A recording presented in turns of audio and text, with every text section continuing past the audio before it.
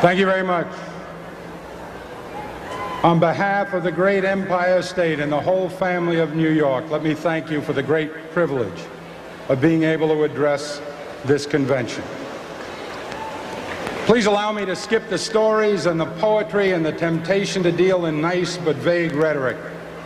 Let me instead use this valuable opportunity to deal immediately with the questions that should determine this election and that we all know are vital to the American people.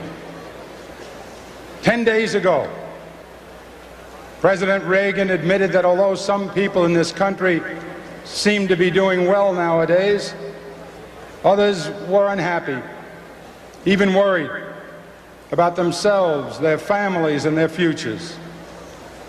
The President said that he didn't understand that fear. He said, "Why, this country is a shining city on a hill." And the President is right. In many ways, we are a shining city on a hill. But the hard truth is that not everyone is sharing in this city's splendor and glory. A shining city is perhaps all the President sees from the portico of the White House and the veranda of his ranch, where everyone seems to be doing well. But there's another city. There's another part to the shining city. The part where some people can't pay their mortgages, and most young people can't afford one. Where students can't afford the education they need, and middle-class parents watch the dreams they hold for their children evaporate. In this part of the city, there are more poor than ever, more families in trouble, more and more people who need help but can't find it. Even worse, there are elderly people who tremble in the basements of the houses there. And there are people who sleep in the city's streets, in the gutter, where the glitter doesn't show. There are ghettos where thousands of young people without a job or an education give their lives away to drug dealers every day. There is despair, Mr. President, in the faces that you don't see, in the places that you don't visit, in your shining city. In fact, Mr. President, this is a nation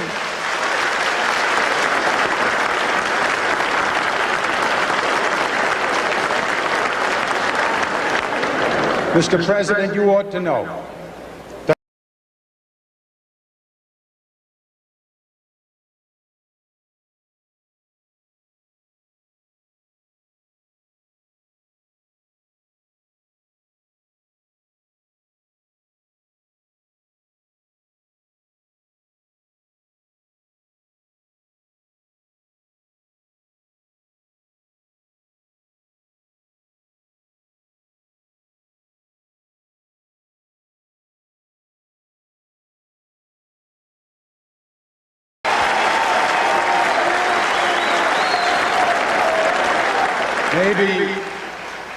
maybe, Mr. President, if you stopped in at a shelter in Chicago and spoke to the homeless there, maybe, Mr. President, if you asked a woman who had been denied the help she needed to feed her children because you said you needed the money for a tax break for a millionaire or for a missile we couldn't afford to use.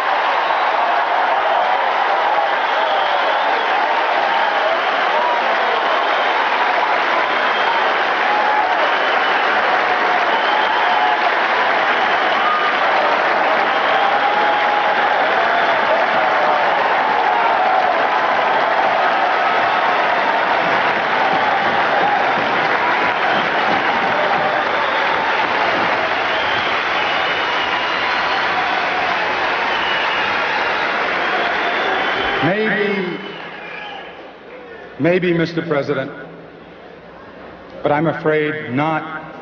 Because the truth is, ladies and gentlemen, that this is how we were warned it would be.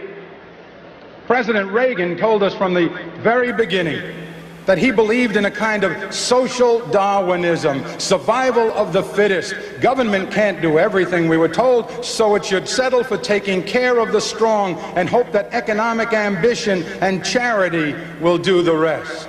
make the rich richer, and what falls from the table will be enough for the middle class and those who are trying desperately to work their way into the middle class.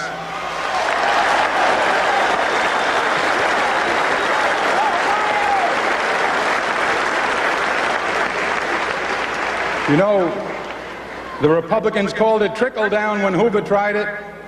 Now they call it supply side, but it's the same shining city for those relative few who are lucky enough to live in its good neighborhoods. But for the people who are excluded, for the people who are locked out, all they can do is stare from a distance at that city's glimmering towers. It's an old story. It's as old as our history.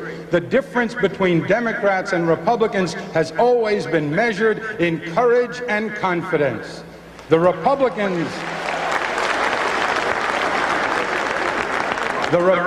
believe that the wagon train will not make it to the frontier unless some of the old, some of the young, some of the weak are left behind by the side of the trail. The strong, they tell us, will inherit the land. We Democrats believe in something else. We Democrats believe that we can make it all the way with the whole family intact, and we have more than once.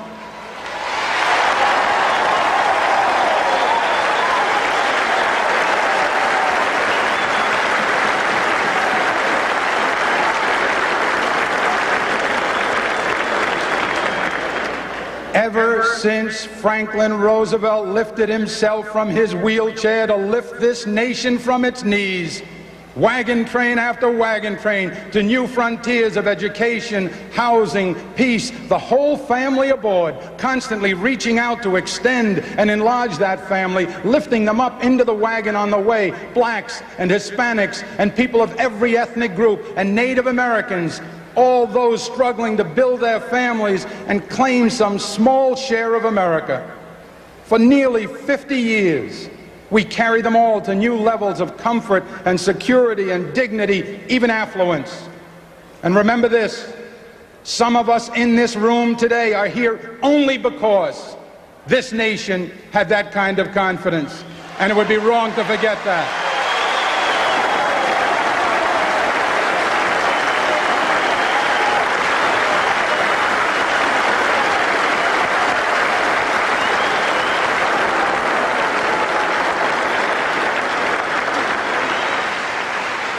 So here we are at this convention to remind ourselves where we come from and to claim the future for ourselves and for our children. Today, our great Democratic Party, which has saved this nation from depression, from fascism, from racism, from corruption, is called upon to do it again. This time to save the nation from confusion and division, from the threat of eventual fiscal disaster, and most of all, from the fear of a nuclear holocaust.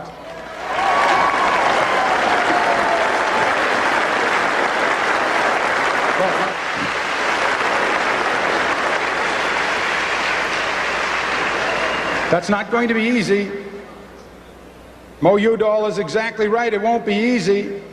And in order to succeed, we must answer our opponents' polished and appealing rhetoric with a more telling reasonableness and rationality. We must win this case on the merits. We must get the American public to look past the glitter, beyond the showmanship, to the reality, the hard substance of things. And we'll do it not so much with speeches that sound good, as with speeches that are good and sound, not so much with speeches that will bring people to their feet, as with speeches that will bring people to their senses.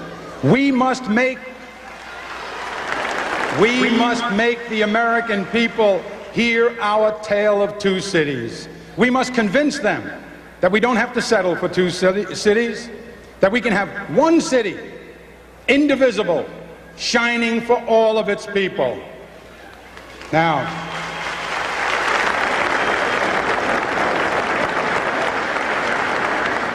we will have no chance to do that if what comes out of this convention is a babble of arguing voices. If that's what's heard throughout the campaign, dissonant sounds from all sides, we will have no chance to tell our message. To succeed, we will have to surrender some small parts of our individual interests to build a platform that we can all stand on at once and comfortably, proudly singing out,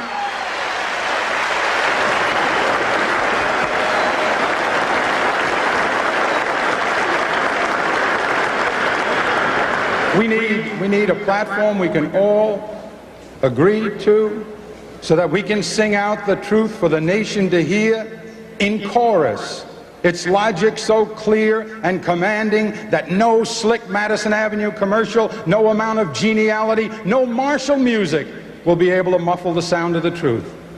And we Democrats must unite. We Democrats must unite so that the entire nation can unite, because surely the Republicans won't bring this country together. Their policies divide the nation into the lucky and the left out, into the royalty and the rabble. The Republicans are willing to treat that division as victory. They would cut this nation in half into those temporarily better off and those worse off than before, and they would call that division recovery. Now,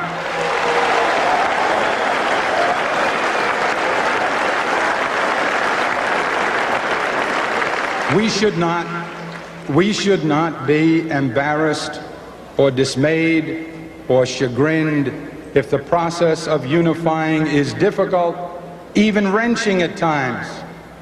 Remember that unlike any other party, we embrace men and women of every color, every creed, every orientation, every economic class. In our family are gathered everyone from the abject poor of Essex County in New York to the enlightened affluent of the Gold Coast at both ends of the nation. And in between is the heart of our constituency, the middle class, the people not rich enough to be worry-free, but not poor enough to be on welfare.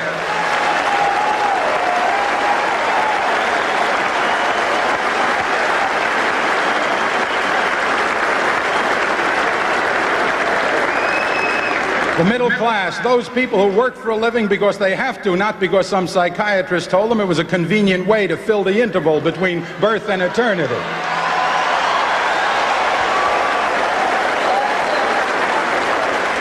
White collar and blue collar, young professionals, men and women in small business, desperate for the capital and contracts that they need to prove their worth. We speak for the minorities who have not yet entered the mainstream. We speak for ethnics who want to add their culture to the magnificent mosaic that is America. We speak for women who are indignant that this nation refuses to etch into its governmental commandments the simple rule, thou shalt not sin against equality. A rule so simple.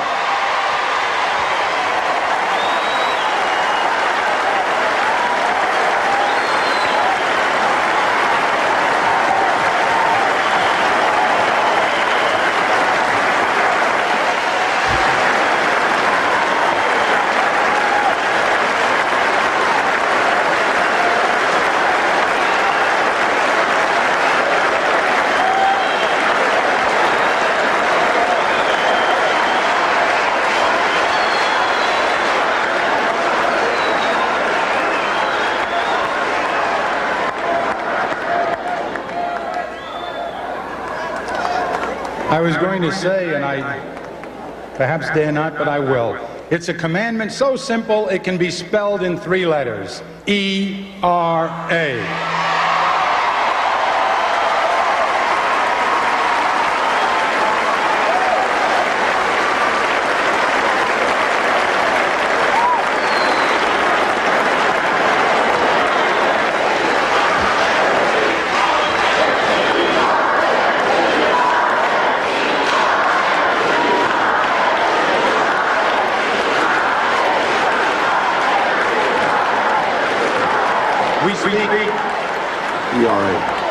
We speak for young people demanding an education and a future. We speak for senior citizens. We speak for senior citizens who are terrorized by the idea that their only security, their social security, is being threatened. We speak for millions of reasoning people fighting to preserve our environment from greed and from stupidity.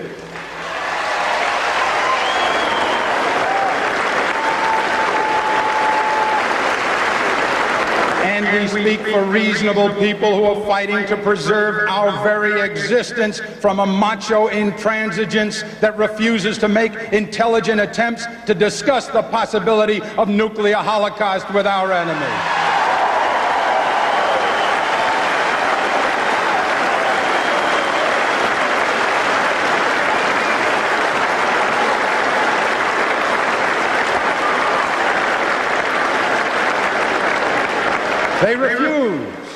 They refuse because they believe we can pile missiles so high that they will pierce the clouds, and the sight of them will frighten our enemies into submission. Now, we're proud of this diversity as Democrats. We're grateful for it. We don't have to manufacture it the way the Republicans will next month in Dallas by propping up mannequin delegates on the convention floor.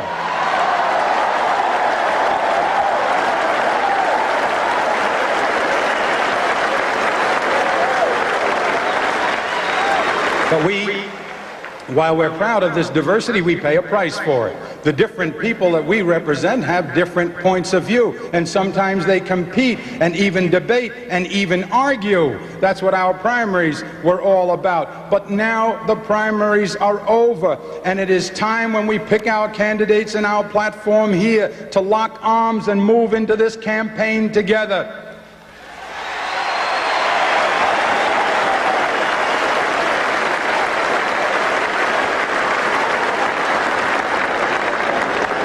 If you need any more inspiration to put some small part of your own difference aside to create this consensus, then all you need to do is to reflect on what the Republican policy of divide and cajole has done to this land since 1980. Now, the President has asked the American people to judge him on whether or not he's fulfilled the promises he made 4 years ago. I believe as Democrats we ought to accept that challenge, and just for a moment let us consider what he has said and what he's done. Inflation is down since 1980, but not because of the supply side miracle promised to us by the President. Inflation was reduced the old-fashioned way, with a recession, the worst since 1932. How did we could have brought inflation down that way. How did he do it? 55,000 bankruptcies, 2 years of massive unemployment, 200,000 farmers and ranchers forced off the land, more homeless than at any time since the Great Depression in 1932, more hungry. In this world of enormous affluence, the United States of America, more hungry, more poor, most of them women. And he paid one other thing, a nearly $200 billion deficit threatening our future. Now, we must make the American people understand this deficit, because they don't. The President's deficit is a direct and dramatic repudiation of his promise in 1980 to balance the budget by 1983. How large is it?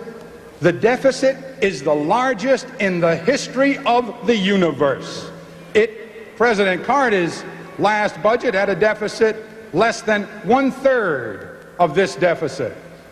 It is a deficit that, according to the President's own fiscal advisor, may grow to as much as $300 billion a year for as far as the eye can see. And ladies and gentlemen, it is a debt so large that is almost 1/2 of the money we collect from the personal income tax each year goes just to pay the interest. It is a mortgage on our children's future that can be paid only in pain, and that could bring this nation to its knees. Now, don't take my word for it. I'm a Democrat. Ask the Republican investment bankers on Wall Street what they think the chances of this recovery being permanent are.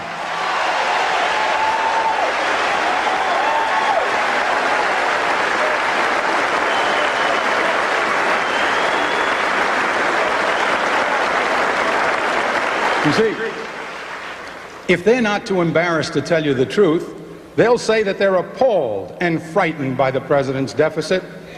Ask them what they think of our economy now that it's been driven by the distorted value of the dollar back to its colonial condition. Now we're exporting agricultural products and importing manufactured ones. Ask those Republican investment bankers what they expect the rate of interest to be a year from now. And ask them, if they dare tell you the truth, you'll learn from them what they predict for the inflation rate a year from now because of the deficit. Now, how important is this question of the deficit? Think about it practically. What chance would the Republican candidate have had in 1980 if he had told the American people that he intended to pay for his so-called economic recovery with bankruptcies, unemployment, more homeless, more hungry, and the largest government debt known to humankind? If he had told the voters in 1980 that truth, would American voters have signed the loan certificate for him on Election Day? Of course not. That was an election won under false pretenses. It was won with smoke and mirrors and illusions, and that's the kind of recovery we have now as well.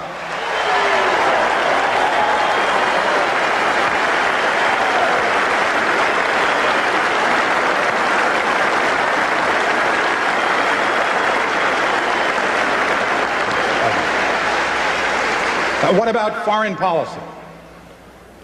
They said that they would make us and the whole world safer.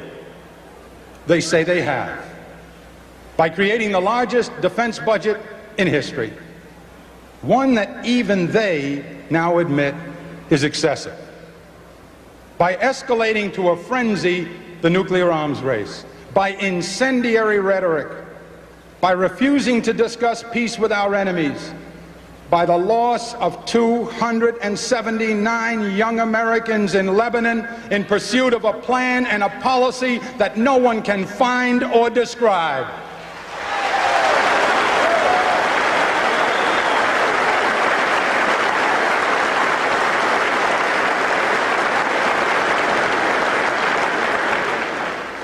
We give money to Latin American governments that murder nuns, and then we lie about it.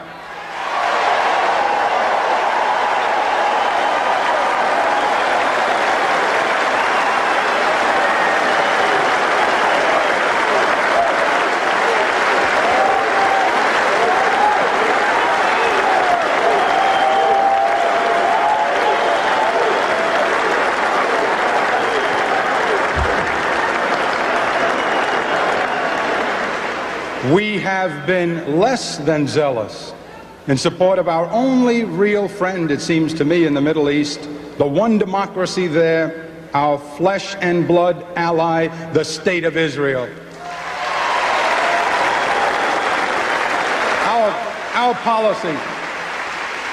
Our foreign policy drifts with no real direction other than an hysterical commitment to an arms race that leads nowhere if we're lucky.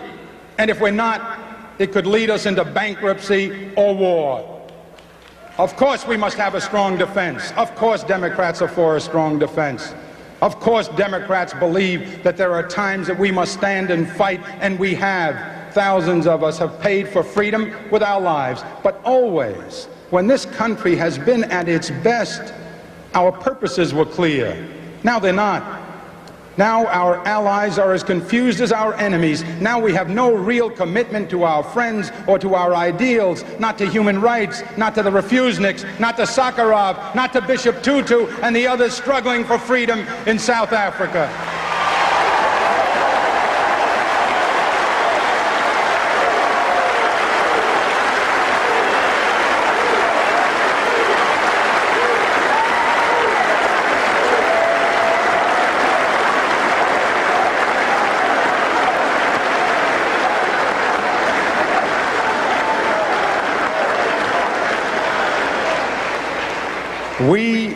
We have, in the last few years, spent more than we can afford.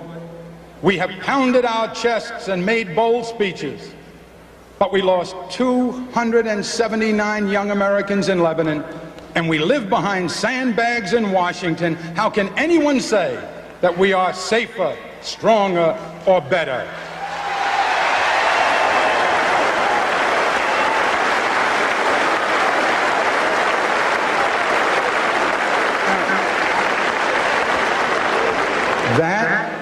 That is the Republican record. That its disastrous quality is not more fully understood by the American people, I can only attribute to the President's amiability and the failure by some to separate the salesman from the product. And now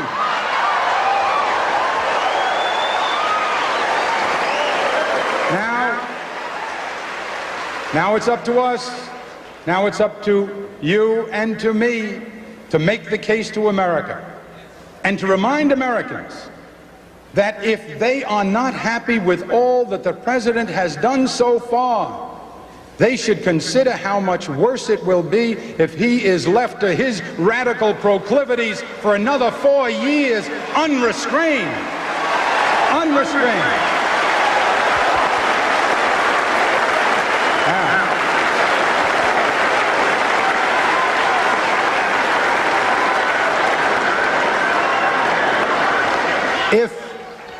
If July brings back Ann Gorsuch Burford, what can we expect of December?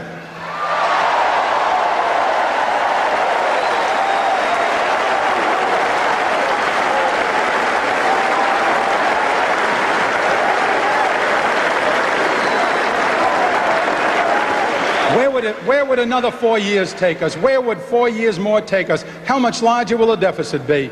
How much deeper the cuts in programs for the struggling middle class and the poor to limit that deficit? How high will the interest rates be? How much more acid rain killing our forests and fouling our lakes? And ladies and gentlemen, please think of this.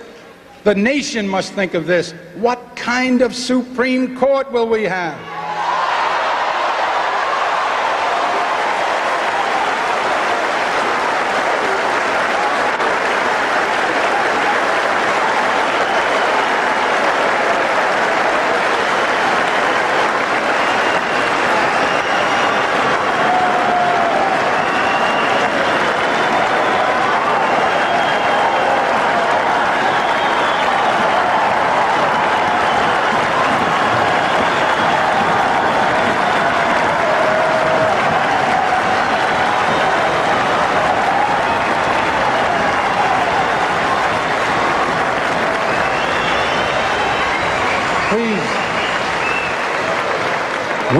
We must ask ourselves what kind of court and country will be fashioned by the man who believes in having government mandate people's religion and morality, the man who believes that trees pollute the environment,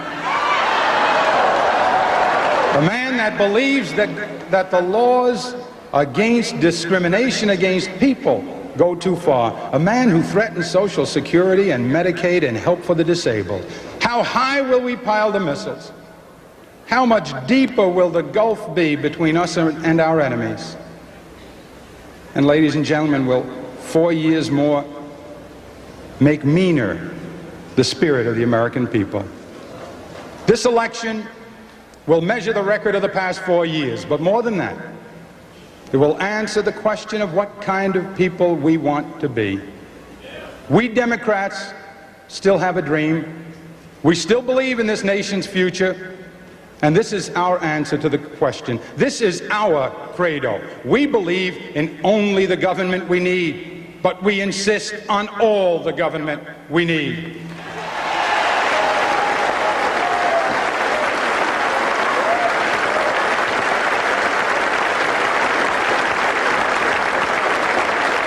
We believe in a government that is characterized by fairness and reasonableness, a reasonableness that goes beyond labels, that doesn't distort or promise to do things that we know we can't do. We believe in a government strong enough to use words like love and compassion, and smart enough to convert our noblest aspirations into practical realities. We believe in encouraging the talented But we believe that while survival of the fittest may be a good working description of the process of evolution, a government of humans should elevate itself to a higher order.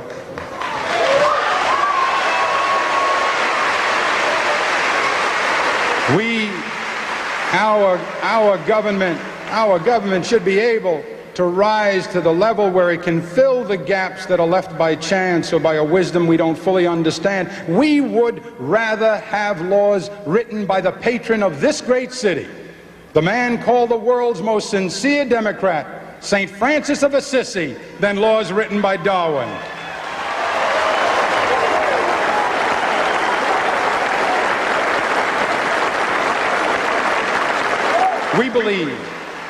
We believe as Democrats that a society as blessed as ours, the most affluent democracy in the world's history, one that can spend trillions on instruments of destruction, ought to be able to help the middle class in its struggle, ought to be able to find work for all who can do it, room at the table, shelter for the homeless, care for the elderly and infirm, and hope for the destitute. And we proclaim as loudly as we can the utter insanity of nuclear proliferation and the need for a nuclear freeze, if only to affirm the simple truth that peace is better than war because life is better than death.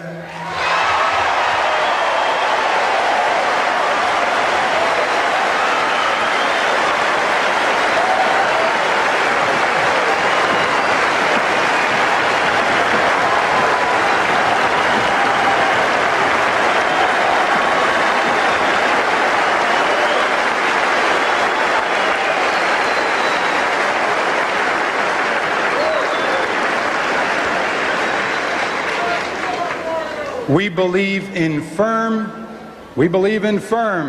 but fair law and order. We believe proudly in the union movement. We believe in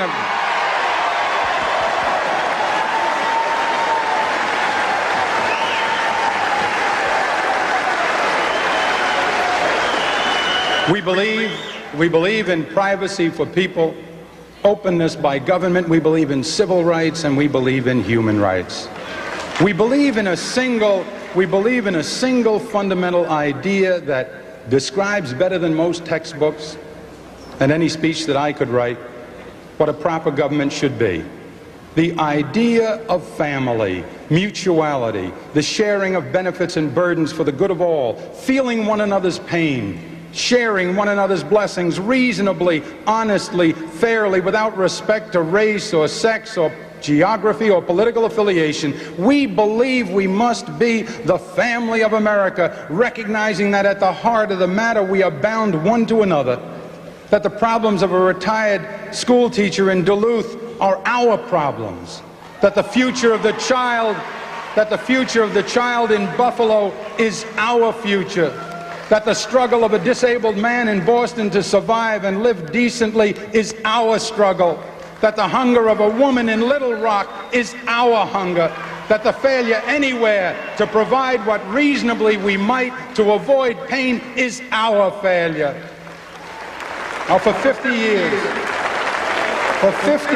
we Democrats created a better future for our children using traditional democratic principles as a fixed beacon, giving us direction and purpose, but constantly innovating, adapting to new realities. Roosevelt's alphabet programs, Truman's NATO and the GI Bill of Rights, Kennedy's intelligent tax incentives and the Alliance for Progress, Johnson's civil rights, Carter's human rights, and the nearly miraculous Camp David peace accord.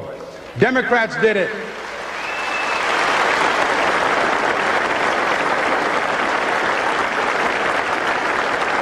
Democrats did it. And Democrats can do it again. We can build a future that deals with our deficit. Remember this, that 50 years of progress under our principles never cost us what the last 4 years of stagnation have.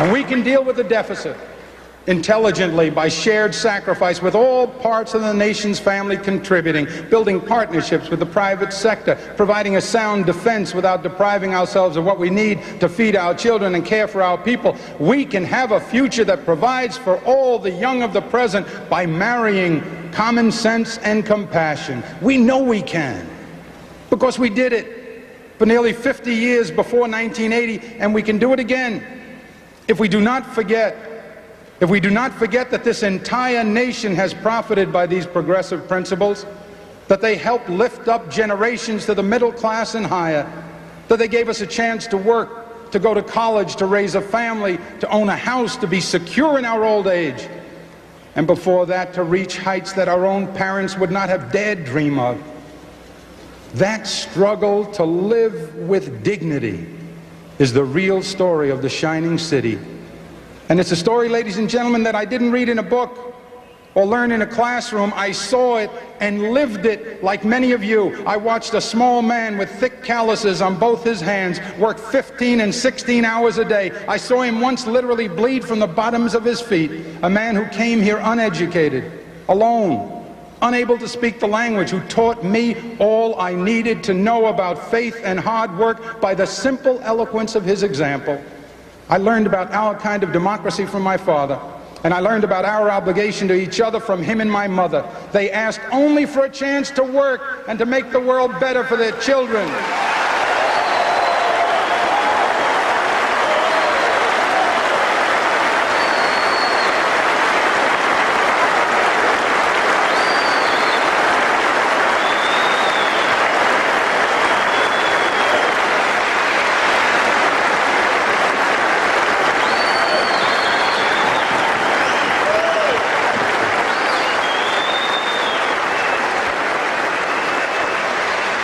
And they asked to be protected in those moments when they would not be able to protect themselves. This nation and this nation's government did that for them, and that they were able to build a family and live in dignity and see one of their children go from behind their little grocery store in South Jamaica on the other side of the tracks where he was born to occupy the highest seat in the greatest state, in the greatest nation, in the only world we know, is an ineffably beautiful tribute to the democratic process.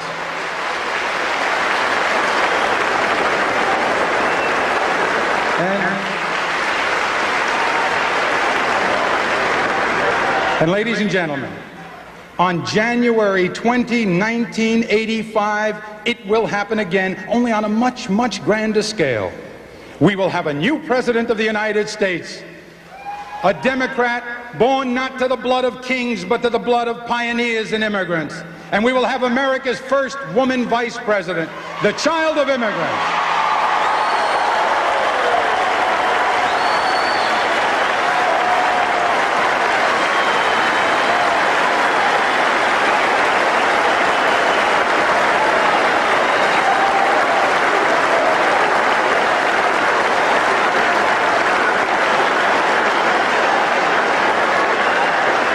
And she will open with one magnificent stroke a whole new frontier for the United States. Now, it will happen. It will happen if we make it happen, if you and I make it happen. And I ask you now, ladies and gentlemen, brothers and sisters, for the good of all of us, for the love of this great nation, for the family of America, for the love of God, please make this nation remember how futures are built. Thank you, and God bless you.